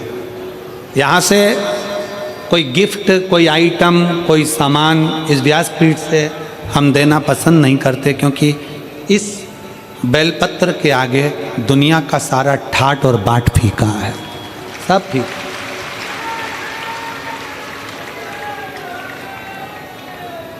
ये वो बेलपत्र होती है, 6 दिन जो कथा के माध्यम से बेलपत्र दी जाती है व्यासपीठ की, वो शरीर रोग मुक्ति की होती है, 7वें दिन की बरकत की। तो उस हिसाब से उस बेलपत्र के आगे सब फीका है, सब। दुनिया का सुख है भगवान शंकर का एक स्वरूप। मेरे शंकर मानेंगे नहीं, वो पिएंगे। मैं समझा कैसे सकती हूँ। धर्मपत्नी माता पार्वती जी और रो रही हैं, आंखों में आंसू भर गया। नंदी ने पूछा, माँ जब शंकर जी विष पिएंगे तो कैसे उस हलाहल विष को पचा पाएंगे, क्या होगा? पार्वती मैया ने कहा, चुप रहे नंदी, आप शंकर को विष पीने दें।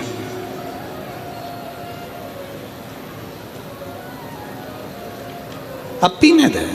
और तेरे भक्त जनों पर माता भीड़ पड़ी है भारी, दानव दल पर टूट पड़ो माँ करके सिंह सवारी।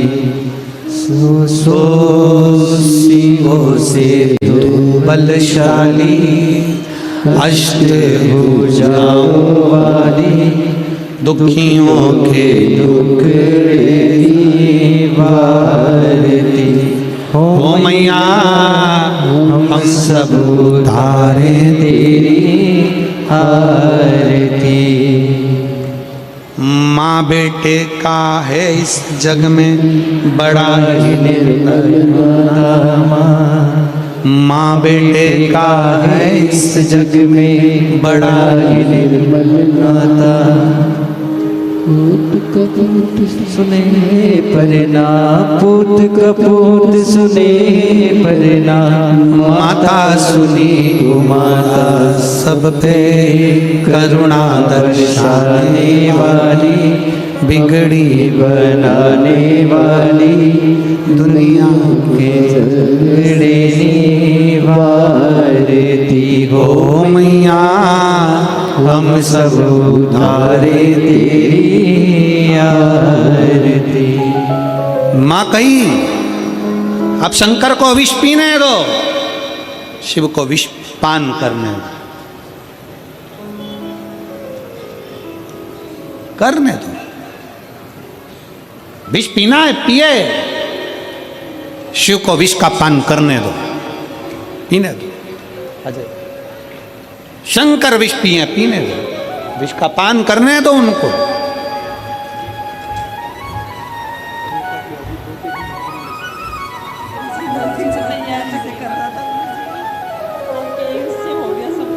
आपका डमरू बहुत बड़ा आया हो। तभी आया, 5 दिन से पत्र दे रहे, बड़ा डमरू दिया तो वोट बोल दिया आपने। और वो भी पढ़ो, सोर हमने सब कुछ करा, शिवरात्रि और धनतेरस की पूजा। ये हमारे जीजा जी वो कैंसर से ठीक हुए, इसके सामने पत्र दिया।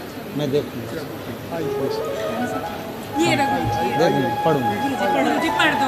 पार्वती जी कह रही हैं पीने दो, भगवान शंकर को विष पीने दो।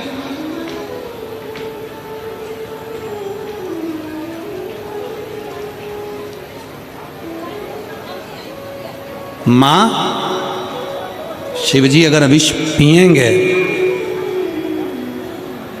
तो क्या शंकर रहेंगे? नंदी के शब्द हैं।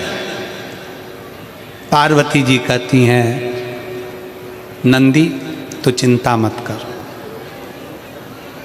एक स्त्री, एक नारी, भारत की भूमि की नारी एक ऐसी नारी होती है जो काल से भी पति को छुड़ा कर लेकर आ जाती है, वो स्त्री भारत भूमि की होती है। एक प्रसंग आता है, एक संत विदेश घूमने गए और विदेश में एक संत जब घूमने गए तो एक स्त्री एक कब्र के पास में बैठकर ऐसे पंखा कर रही थी। कब्र के पास बैठकर पंखा कर रही थी तो संत ने पूछ लिया कि तुम ये क्या कर रही हो? तो किसी ने कहा कि पति मर गया, हवा कर रही है। पति मर गया।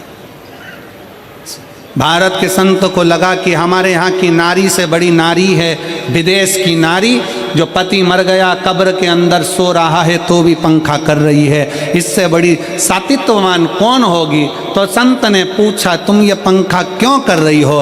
तो वो स्त्री बोली हमारे देश का नियम है जब तक पति की कब्र सूख नहीं जाती तब तक हम दूसरी शादी नहीं कर सकते, इसलिए सुखा रही,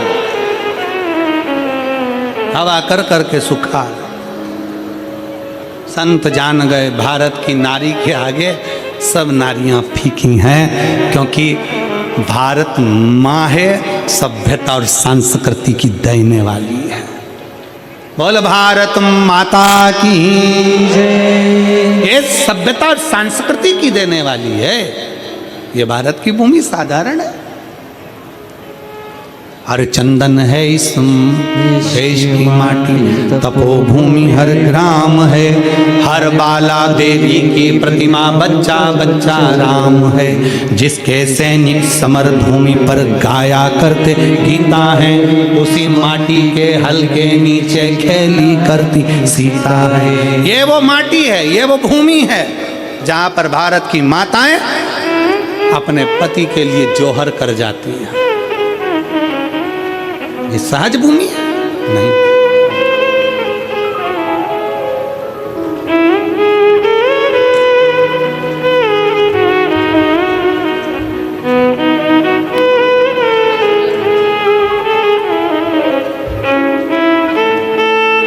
रोइए नहीं, बेटा अच्छा हो गया ना, बस बेटा अच्छा हो गया, यही बाबा से रोते नहीं, अब खुश होकर जाओ, एक बेटे को देना, ठीक है? रो नहीं, आंसू पोछो, रोते नहीं। अब तो बेटा ठीक हो गया ना तुम्हारा, कितना बढ़िया हो गया। अभी देखो इतना अच्छा फोटो लगाया तुमने, बढ़िया हो गया। जाओ शिव के आंसू पोछ के जाओ, रोते नहीं, खुश जाओ। शिव शंकर ओघड़दानी त्रिकालदर्शी कैलाशी अविनाशी। माँ बाबा विष पी रहे हैं, पीने दो। माँ आप कुछ करोगी नहीं?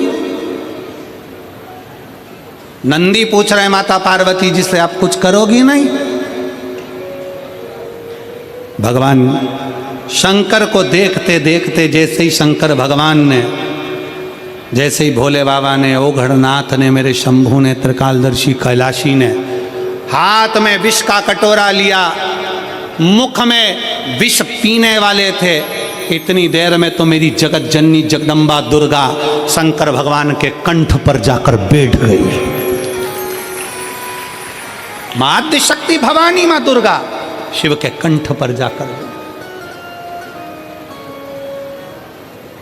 शंकर के कंठ पर जाकर जब बैठी, शिव के कंठ पर जब मां भवानी विराजमान हो गई, विष हलाहल बाबा देवाधिदेव महादेव पीने लगे, हलाहल विष।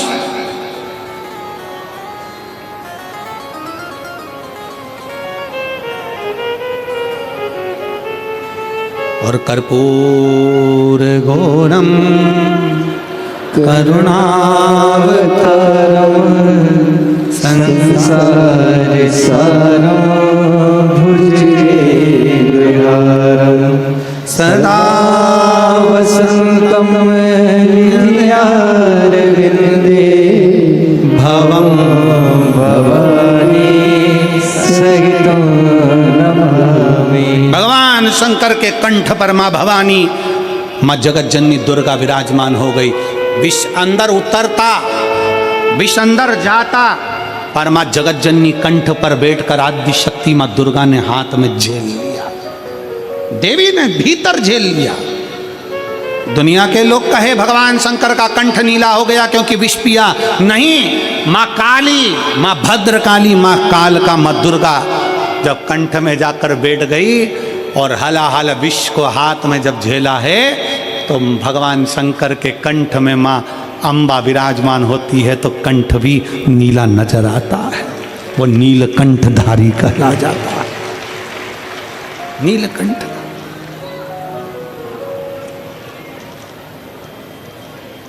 स्वयं शिव विराजे हैं, स्वयं शंकर, भोगड़दानी शिव विराजमान, कंठ में माता पार्वती जी विराजमान हुए। हलाहल भी अंदर पहुंचे नहीं, गले में कंठ पर झेल लिया, कंठ पर झेला है माँ, कंठ में जाकर विराजमान होकर हलाहल विष को झेल रही हैं, कंठ के अंदर विराजमान होकर झेल रही हैं।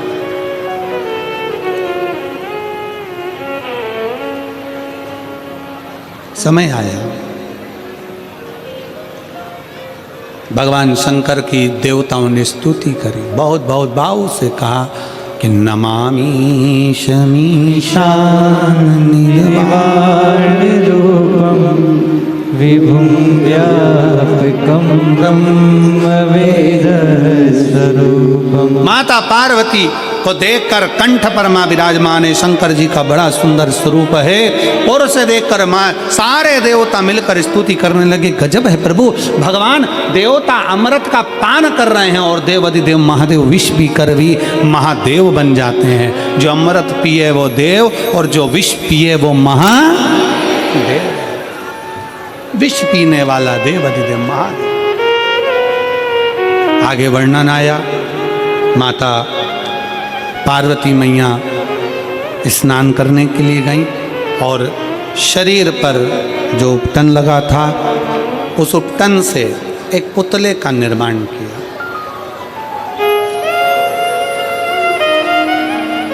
उपटन से एक पुतले का निर्माण करते हैं, उस पुतले का निर्माण कर कर उस पुतले में सखियों के कहने पर माता पार्वती जी ने प्राण दे दिए, उसका नाम विनायक हुआ।